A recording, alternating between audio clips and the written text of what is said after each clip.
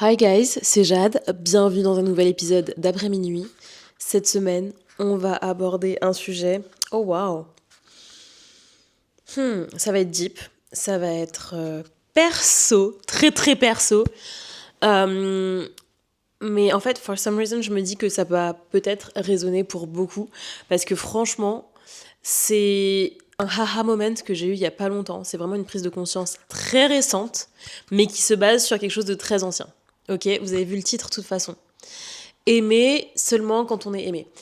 Ok, par où commencer pour commencer à vous raconter cette histoire? Ok, je pense qu'on va commencer par ce livre qui est Avoir le courage d'être heureux de Ichiro Kishimi et Fumitake Koga, qui sont deux auteurs japonais qui ont écrit le best-seller que tout le monde connaît, Avoir le courage de ne pas être aimé. Eh bien, il y a une suite à ce livre et c'est celui-ci, Avoir le courage d'être heureux. J'ai lu les deux, j'ai adoré les deux, mais celui-ci m'a débloqué une prise de conscience. Comment dire? Ben voilà, faut qu'on en parle en fait, faut vraiment qu'on en parle. Dans la troisième partie du livre, la toute dernière partie, vraiment à la toute fin, il y a une partie qui s'appelle Les gens ont peur d'aimer. Et en fait, dans cette partie du livre où notamment il aborde l'amour, il cite beaucoup les travaux d'Eric Fromm. Donc je vais pas vous faire trop de philo, de sociaux et tout, mais en gros, Eric Fromm, c'est un sociologue allemand qui a écrit un livre qui est très connu qui s'appelle L'art d'aimer. C'est un livre que j'ai découvert il y a peut-être 5 ou 6 ans. Parce que d'ailleurs, l'un de mes ex travaillait sur ce sujet, sur cette idée de l'art d'aimer. Et d'ailleurs, on s'est rencontrés en ayant des discussions philosophiques sur l'art d'aimer, littéralement. Et bref, dans ce livre-là, donc Avoir le courage d'être heureux, il cite beaucoup Eric Fromm. Donc même si ça m'a fait repenser à mon ex amoureux, ça m'a surtout fait repenser à l'art d'aimer, à ce livre, etc., qui est un bijou également. Et je vous en lis une toute petite partie, il dit à un moment donné, comme le dit Fromm, tandis que l'on a consciemment peur de ne pas être aimé, la véritable peur, bien que généralement inconsciente, est celle d'aimer. Et il poursuit en déclarant, aimer, c'est s'engager sans garantie, se donner totalement. L'amour est un acte de foi, et quiconque a peu de foi a aussi peu d'amour. Par exemple, dès qu'on a la moindre impression que l'autre fait preuve de bienveillance à notre égard, on s'intéresse à lui, puis on commence à l'aimer. Aïe aïe aïe aïe aïe aïe aïe aïe aïe aïe aïe. Quand je vous dis que toutes ces pages-là, donc grosso modo les 50 dernières pages du livre, elles ont unlock chez moi une prise de conscience majeure, je vais vous raconter. Et je vais vous raconter en vous partageant une petite histoire, mais je vais changer les noms, les repères temporels et tout pour pas que les gens puissent s'identifier. Mais quand je vous dis que c'est littéralement ce qui s'est passé, et plus d'une fois, mais particulièrement avec une personne, du registre amoureux de mon passé, genre vraiment, mais c'est choquant en fait. Donc je vous explique. Je suis quelqu'un d'extrêmement romantique, je suis une amoureuse de l'amour. Et dans ma vie, je n'ai quasiment eu, à quelques exceptions près, que des relations longues, notamment une relation très très longue, 10 ans plus. Et donc, dans mon parcours amoureux, il y a vraiment la notion du couple qui est hyper présente. Et j'ai toujours, comment dirais-je, revendiqué, ou en tout cas, j'ai toujours eu l'idée qu'un couple, ça se construit. Tu vois, c'est ce que j'ai entendu toute ma vie. Et puis même, dans l'expérience, moi, que j'ai eue de relations longues, bah oui, un couple, encore une fois, pas un état amoureux, pas une relation amoureuse, un couple, ça se construit parce qu'il y a une notion de projet commun, il y a une notion de vie commune, de quotidien, de projet. Et puis, tout simplement, un couple ne repose pas que sur des sentiments. C'est aussi un choix qu'on renouvelle tous les jours de créer, d'avancer avec une personne. C'est aussi un choix d'affronter les épreuves ensemble, c'est aussi un choix de mixer souvent des familles, des groupes d'amis, etc. Donc il y a vraiment une notion quand même très construite dans la notion de couple. Et donc, c'est pas, genre, tu vois, l'amour, c'est une évidence, tu vois, c'est pas ça à mes yeux le couple. C'est quelque chose qui est de l'ordre de la construction. Et j'ai la conviction que c'est une très bonne chose, tu vois. Pour moi, que ce soit une amitié durable ou un couple durable, pour moi, ce sont des relations, encore une fois, qui se construisent et dans le bonheur, mais aussi dans l'adversité, dans les moments basiques et entre guillemets de banalité, comme dans les moments exceptionnels, tu vois. Donc, ok, je pense qu'on est à peu près tous d'accord, tu vois, pour dire ça. Mais il y a un truc dont je m'étais pas du tout rendu compte, et qui, en fait, fait tellement lien avec mon histoire personnelle, mon enfance, mais aussi tout le travail, tu sais, des théories d'attachement. Il y a un livre génial d'ailleurs qui s'appelle Dis-moi qui tu aimes, je te dirai qui tu es, de Marc Pistorio, qui est un psy. Et j'adore ce livre. Je l'ai écouté 2 fois en livre audio. Et ça permet justement de se situer un petit peu de, ok, quel est ton style d'attachement, etc., etc. Moi, à la base, mais j'ai énormément travaillé dessus, donc je suis plus dans ce registre-là, mais à la base, je suis un style évitant par rapport à mon éducation et mon schéma d'attachement. Je rappelle que le schéma d'attachement est vraiment lié à la manière dont t'as été aimé par tes parents, notamment par ta mère, et pendant vraiment les premiers temps de ton enfance. Donc, par exemple, de 0 à 2 ans, ça joue énormément. Donc, c'est pas trop quelque chose qu'on peut contrôler, etc. C'est vraiment juste un état de fait. Et après, tu peux travailler sur ton style d'attachement, etc. Bon, une fois qu'on a planté ce décor, retenez bien à la base, j'ai un schéma évitant. retenez bien cette info. Retenez bien cette info parce qu'en fait, ma vie, en fait, dans les faits, on a l'impression que du coup, je l'étais pas du tout et je l'ai plus du tout été, mais j'ai compris pourquoi. Et je vais vous raconter ce qui s'est passé. Et donc voilà, je grandis, ma vie d'adulte, etc. Une première très longue relation, une deuxième, in between. Et puis aussi dans les moments, parce qu'il y a des ruptures, des reprises, voilà, quelques histoires un peu plus courtes, de 5 mois, 6 mois, bon. Grosso modo, on va dire mon parcours amoureux, il ressemble à ça. Et en fait, j'ai réalisé que le fait d'avoir un schéma plutôt évitant et un besoin de sécurité qui a guidé en grande majorité mes choix, notamment mes choix amoureux, un besoin de stabilité, un besoin de sécurité et un besoin de, comment je pourrais dire ça, de sérénité, a fait que, en fait, j'ai beaucoup eu surtout un besoin de contrôle, c'est-à-dire d'avoir des repères, de maîtriser la situation, en fait de ne pas me laisser déborder, déboussoler, désorienter par le lien amoureux. Et d'ailleurs, la fois où c'est arrivé, j'ai eu mal au cœur. J'ai eu très très mal au cœur.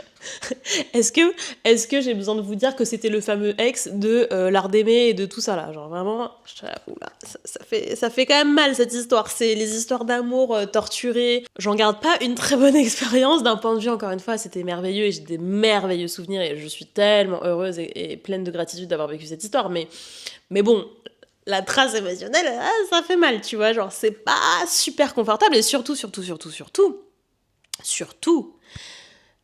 c'est hyper vulnérabilisant, tu vois, je vais faire un néologisme, je vais inventer un mot, mais ça te met dans une posture de fragilité, de vulnérabilité, en fait, justement, tu ne contrôles plus, tu ne maîtrises plus, mais n'est-ce pas ça l'amour finalement ? On y reviendra, mais est-ce que justement l'amour, c'est pas ça ? Est-ce que justement l'amour, c'est pas cette perte de contrôle, cette perte de maîtrise, tu vois ? Alors ça veut pas dire que c'est l'amour fou, l'amour passionné, passionnel qui te consume et qui te ronge. Ça veut juste dire qu'en fait tu n'es plus dans le domaine de la raison, tu n'es plus dans le domaine de la réflexion, de la rationalité par définition. C'est ton cœur, ton âme, ton corps, tes sens, tes pensées aussi qui s'expriment, mais pas que tes pensées, que un raisonnement, que une construction, que une aptitude à aimer l'autre, à développer cet affect, tu vois. Et en fait, je me suis rendu compte, donc avec la lecture de ce livre, plus mon travail de thérapie, plus mes lectures, bref, il y a une espèce de cocktail, un peu un eureka, je viens de comprendre tout ce qui se joue, oh my god. C'est à quel point, en fait, souvent dans ma vie, par le passé, je me suis convaincue d'aimer un homme parce que j'avais perçu qu'il m'aimait de manière absolue, incroyable, inconditionnelle. Et en fait, c'est en voyant à quel point cet homme était fou de moi, m'aimait, me respectait, m'admirait, franchement, me voyait en 3D, il y avait aussi un côté un peu m'idolâtrait. Il me mettait tellement sur un piédestal que je me suis convaincue qu'il fallait que je tombe amoureuse. Que je me suis conditionnée à aimer cette personne. Et en fait, c'est hyper tricky parce que je les ai aimés, ces hommes. Sincèrement, je les ai aimés. Mais pas parce que j'ai été cueillie par cet amour, pas parce que je suis tombée amoureuse d'eux, mais parce qu'en fait, il y a eu un espèce de processus de fond où je pense qu'inconsciemment, j'ai occulté tout ce que je n'aimais pas chez eux.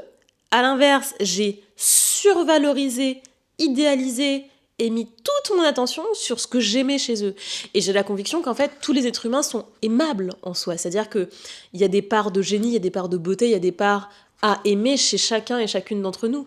Et donc je pense que, comme par ailleurs, avec ces profils-là, ces hommes-là, il y avait des atomes crochus, tu vois, il y avait des connivences, il y avait des éléments de connexion, il y avait des choses à aimer, même dans mes critères et dans mon registre.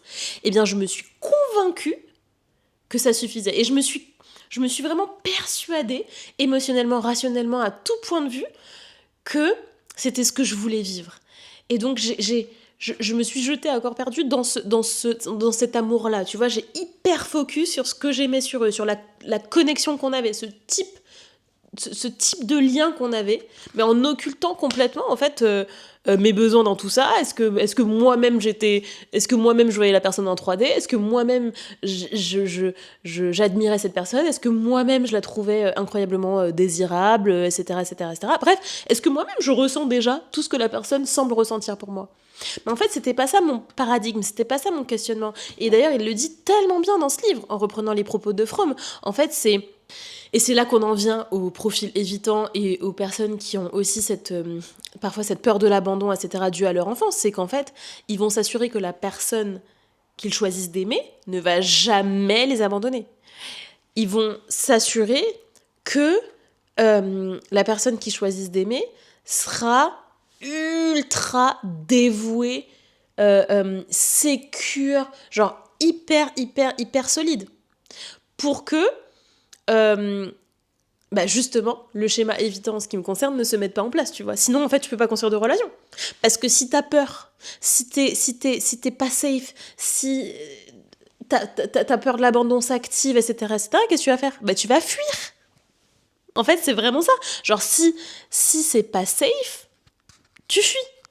Quand t'as un profil évitant, tu évites, par définition, tu évites l'intimité, tu évites le lien, tu évites la dépendance, enfin l'interdépendance, tu évites. Mais moi, comme je suis une amoureuse de l'amour, comme je voulais vivre la notion de couple, comme pour moi c'est ce qu'il y a de plus beau à vivre que d'être amoureux en couple et de partager sa vie avec quelqu'un qu'on aime, il fallait que je trouve un moyen de pouvoir vivre ces relations. Et donc le moyen, c'est d'apprendre à aimer, en tout cas d'aimer des hommes qui, eux, m'aimaient comme des fous, qui, eux, me survalorisaient, qui, eux, n'allaient jamais me tourner le dos, n'allaient jamais me désaimer, tu vois. Mais est-ce que c'est un vrai risque? Est-ce que, pour reprendre les propos de Fromm, est-ce que c'est un acte de foi? Est-ce que c'est donc de l'amour? Est-ce que c'est vraiment ça? Tu vois? Je crois pas. Je crois pas. Vous commencez à me voir venir. Tu vois, quand il dit aimer, c'est s'engager sans garantie, se donner totalement, l'amour est un acte de foi, et quiconque a un peu de foi a aussi peu d'amour. Mais en fait, c'est ça. Tu vois? Et quand il dit qu'en fait, à peine, entre guillemets... pas à peine, mais quand quelqu'un te montre justement une infinie bienveillance, etc., etc., tu commences à développer des sentiments pour lui, et c'est qu'en fait, c'est un amour qui est basé sur une forme d'égoïsme, une forme surtout de peur et de volonté de garder le contrôle et de garder la maîtrise. Parce qu'effectivement, moi, dans toutes ces relations-là, en fait, j'ai jamais perdu le contrôle. J'ai jamais eu une insomnie. J'ai jamais eu la peur au ventre d'être abandonnée, reniée, quittée, rejetée par l'autre, tu vois. Genre, j'étais en totale maîtrise. J'étais en terrain conquis, tu vois. C'est pas hyper cool de dire ça, mais c'est la vérité. On est là pour se dire les vraies choses. On est sur après minuit. Tu vois ce que je veux dire? Et en fait, je me suis dit, mais waouh, enfin, c'est quand même bon. Déjà, c'est pas très fair pour eux. Tu vois, avec le recul, c'est pas très fair pour eux. Ils auraient mérité un amour plus grandiose, un amour plus absolu, un amour plus inconditionnel, un amour plus beau, plus grand, plus investi. En fait, ils auraient mérité un amour à la hauteur de l'amour que eux me donnaient, en réalité. Ça, c'est la première chose. Et la deuxième chose, c'est que, au final, en agissant comme ça, qui est en fait un point de départ de la peur et de l'ego, c'est que, en agissant comme ça, dans le passé, je me suis privée de vivre peut-être justement le type d'amour, le type de relation que je rêvais de vivre. Tu vois, d'un amour grand et et romanesque, et romantique, etc., etc. Parce que moi-même, j'étais pas dans cette démarche-là. Moi, j'étais en mode contrôle. J'étais en mode, je veux un périmètre qui va pas me faire souffrir. Et ça aussi, ça vient de, bon, ma toute première relation amoureuse qui a été extrêmement traumatique et traumatisante et destructrice, où en fait, je voulais plus revivre ça. Parce que, en fait, à la base, ma vie amoureuse a commencé par je tombe folle amoureuse et je perds le contrôle et je suis cueillie et je suis complètement, voilà, embarquée. Et c'est une relation qui a duré plusieurs années, mais qui m'a aussi beaucoup détruite, beaucoup abîmée, beaucoup, qui a laissé une trace, mais tellement dure. Et je pense qu'après ça, ça a été tellement traumatisant pour moi. Après, inconsciemment, encore une fois, là, je suis en train de vous décortiquer, de unpack tout ça maintenant, avec tout le recul, tu vois, mais je pense qu'en fait, je voulais tellement pas revivre ça, que inconsciemment, à partir de là, j'ai fait que des choix de raison, de contrôle, de maîtrise, de on se protège, voilà, de protection. En fait, de protection, de sécurité, de il y a personne qui va me faire souffrir ici, tu vois. Il y a personne qui va me faire du mal. Sauf qu'en fait, c'est pas possible. Tu peux pas vivre comme ça. Tu peux pas, enfin, tu peux hein. Tu peux, j'ai fait ça pendant très longtemps. Mais si tu aspires en tout cas comme moi, en gros, si tu as une valeur amour qui est très forte, moi c'est ma valeur pilier number one. Mais en fait, il y a un moment où tu vas être en dissonance avec toi-même. Il y a un moment où tu vas être désaligné. Il y a un moment où tu vas dire, mais attends, mais qu'est-ce que je fais là exactement? Genre, c'est pas ça au fond que je veux vivre. Je veux pas être en contrôle, je veux pas être en maîtrise, je veux pas faire mes choix amoureux comme ça. Je veux pas vivre ma relation amoureuse comme ça. Je veux pas vivre ce type de relation amoureuse, tu vois. Genre, il y a un truc qui est pas du tout aligné, pas du tout ok. Et ça, je m'en suis rendu compte pour le coup. En fait, là, l'analyse du pourquoi, du comment là que je suis en train de vous livrer, c'est récent. La prise de conscience, la prise de conscience, elle est récente. Mais le fait de me dire, oh waouh, mais attends, je suis pas alignée, en fait, stop, par rapport à ces histoires-là, ça s'est fait bien avant, tu vois. Là, je vous raconte un truc du passé. D'ailleurs, je vais vous raconter une petite histoire. Mais en fait, en lisant ça et en faisant tout le travail un peu de préparation, enfin du podcast et tout, à réfléchir à ce que je voulais vous dire, etc. En fait, je me suis refait le film de certaines relations et il y a vraiment genre, il y a vraiment deux relations, mais ça illustre ça à la perfection, mais genre, c'est choquant, c'est choquant. J'espère qu'ils vont jamais écouter ce podcast parce que quelqu'un ils vont peut-être se reconnaître, mais je pense notamment à une histoire. Je pense notamment à une histoire où en fait la personne, je la fréquentais depuis plusieurs semaines déjà. Mais pas du tout amoureusement. En fait, on se côtoyait, on se fréquentait dans un tout autre contexte, d'accord? Qui n'avait rien à voir avec le domaine amoureux, genre vraiment rien à voir. Mais du coup, on était régulièrement dans des calls, dans des trucs, enfin voilà. Et en fait, avec cette personne, j'avais une super belle connexion. Une super belle connexion sensible, une super belle connexion intellectuelle.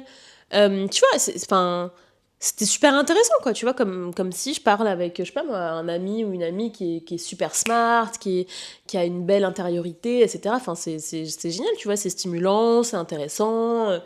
Bon, c'est pas pour autant que je vais avoir envie de faire ma vie avec. Anyway. Les mois passent, parce que du coup, c'est une relation qui s'explore comme ça pendant plusieurs mois, enfin, tu vois, plus ou moins amicale, mais enfin, on n'est même pas dans un registre amical, c'est plus... on se côtoie lié à un autre contexte, tu vois. Et puis un jour, au bout de mes peut-être 3-4 mois, hein, la personne en question, donc ce mec, on va appeler comment? On va l'appeler Marc. Marc me, me partage un jour ses sentiments. Marc m'explique qu'en fait, petit à petit, au fil de l'eau, etc., il est tombé amoureux. Et surtout, et cette partie-là, c'est la plus importante de l'histoire. Marc, dans, entre guillemets, sa déclaration d'amour, ou en tout cas dans la manière dont il me partage ses sentiments, me fait comprendre à quel point il a... En fait, à quel point il m'a vu dans ma vérité. À quel point il a perçu ma sensibilité. À quel point il aime ma nuance, mon intériorité. tu vois, ce qui fait vraiment ma personnalité dans les détails, à quel point il aime mes valeurs, il me donne plein de petits détails de ce qu'il a perçu, de mon regard sur le monde, de ma personnalité, de ma sensibilité, de mes croyances, de tout un tas de petits détails, ok. Euh, et je me sens, la manière dont il m'exprime ça, je me sens vue, je me sens comprise, je me sens aimée pour ce que je suis, vraiment, sans masque. Puisqu'en fait, c'est quelqu'un avec qui, dans tous les cas, je portais zéro masque, en fait. Puisque, tu vois, c'est nature, peinture, vraiment, voilà. Et je me sens, tu vois, je me sens vraiment pleinement vue, pleinement acceptée, pleinement aimée pour ce que je suis, en dépit de à quoi je ressemble, en dépit de tout ça, tu vois, il n'y a pas de ça. Et à ce moment-là, mais ça a été quasi, genre ça s'est fait en peut-être 2 semaines, hein. Entre le moment où il me partage ça, et vraiment j'avais zéro intérêt envers la personne. Mais quand je vous dis zéro attraction, zéro, genre la pensée ne m'était pas passée par la tête une seule fois d'être avec ce mec, ou de tenter un truc avec ce mec, mais pas une seule fois.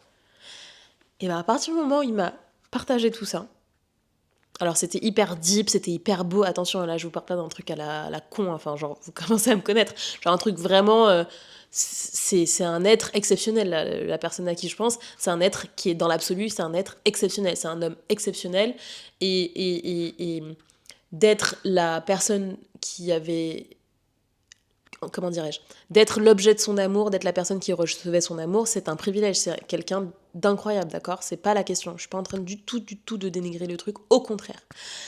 Mais, écoutez-moi bien, à partir du moment où il m'a partagé tout ça, en l'espace de quelques jours, j'ai commencé à développer des sentiments amoureux en retour pour cette personne.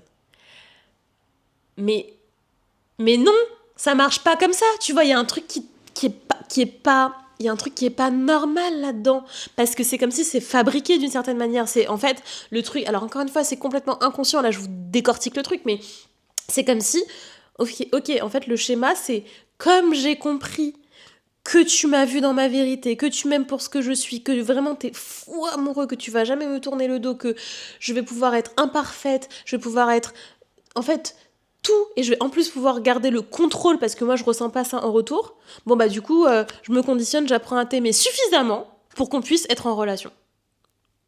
En fait c'est ça le truc. Mais c'est complètement fucked up quand tu y penses, tu vois, genre c'est pas du tout ok.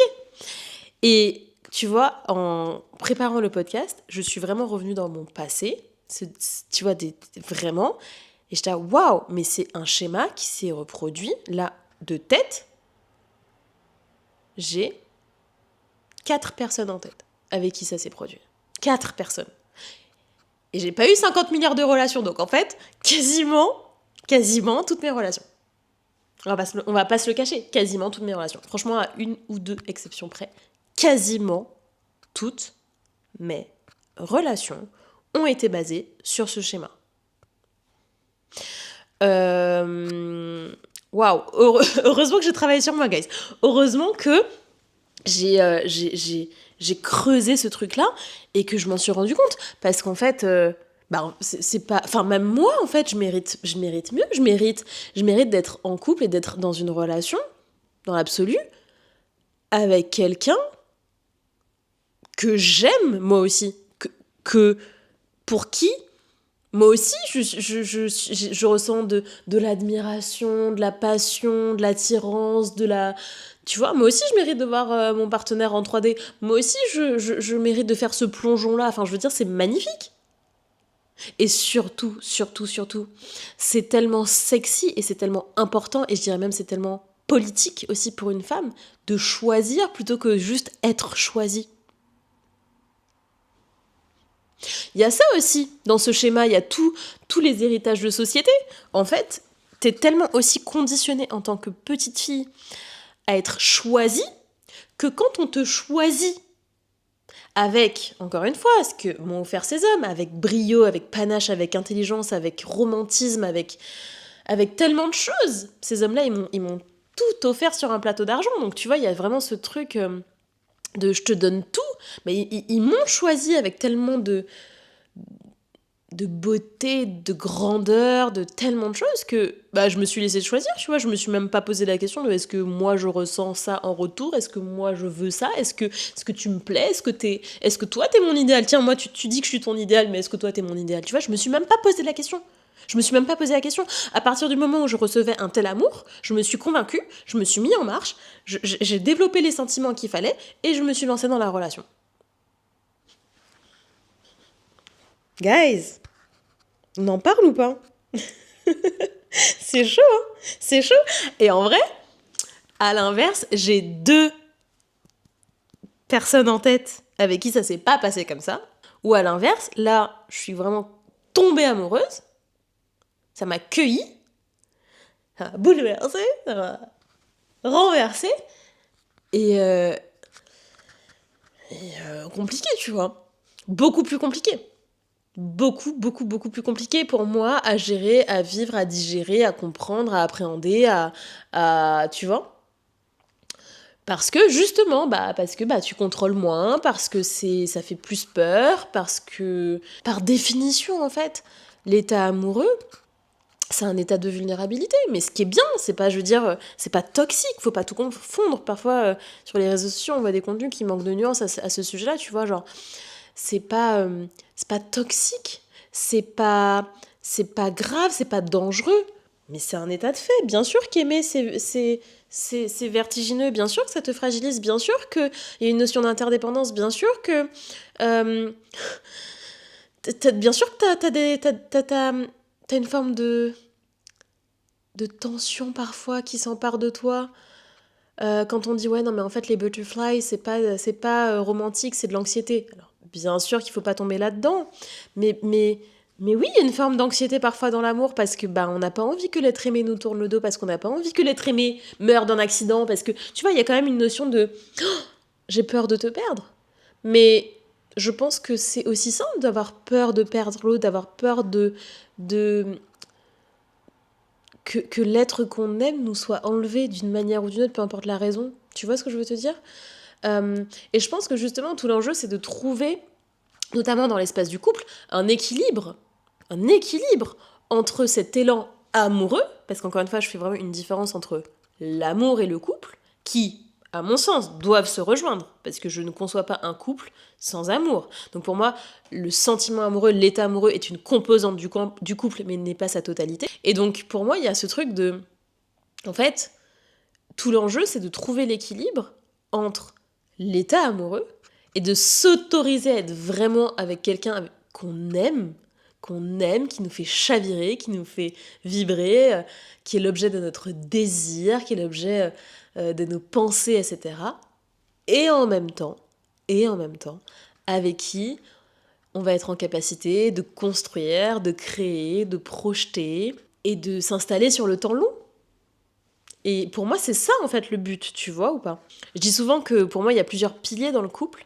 Il y a l'amitié, la complicité. Je pense que c'est hyper important d'être complice, d'être ami avec son partenaire amoureux. La connexion métaphysique. Voilà, est-ce qu'on a une sensibilité commune? Est-ce qu'on est connecté par les âmes, par la sensibilité, par les émotions, etc. Métaphysique. La connexion charnelle, qui inclut évidemment le sexe, mais aussi le charnel pur, c'est-à-dire les caresses, les bisous, les corps, en fait, comment les corps s'entendent, comment on se sent, comment on se ressent. Et puis la capacité à se projeter ensemble dans un avenir commun. Pour moi, c'est vraiment ça les 4 piliers du couple. Mais vous voyez que dans ces 4 piliers, en fait, la notion quand même d'état amoureux se distille à plein d'endroits, se distille un petit peu partout. Et donc, c'est important d'en avoir conscience et de ne pas renoncer à ça, sous prétexte que, comme moi de l'époque ou du passé, on a peur, ou sous prétexte qu'on veut pas être blessé, ou sous prétexte que l'autre nous aime et nous offre ce dont tout le monde rêverait, tu vois, ou que l'autre il nous traite comme une princesse, ou que l'autre il est prêt à décrocher la lune pour nous. Ouais, mais d'accord, mais est-ce que moi il me donne envie de décrocher la lune, tu vois, c'est ça la question à se poser. Et je vous jure, quand j'ai unpack tout ça et que tout a été vraiment genre limpide, j'étais là, oh waouh, je viens de débloquer un nouveau niveau dans le jeu vidéo. Je viens de débloquer un nouveau palier de l'introspection, de la conscience de soi. Et c'est génial parce qu'en fait, comme j'ai toujours l'introspection et la conscience de ça amène au libre arbitre, tu vois. Ça amène au fait d'être plus libre, plus conscient, plus intentionnel. Et encore une fois, quand on a tout ça, on peut faire des choix beaucoup plus éclairés. Et une vie choisie est une vie alignée. Et donc une vie alignée est une vie heureuse, in fine. Vous voyez ? Donc c'est ça un peu, hein, tout le but de la démarche. Mais ouais, c'était intense comme cheminement intérieur. Ça a pris des semaines, évidemment. Là, je vous livre tout d'un coup. Mais ouais, c'était vraiment quelque chose.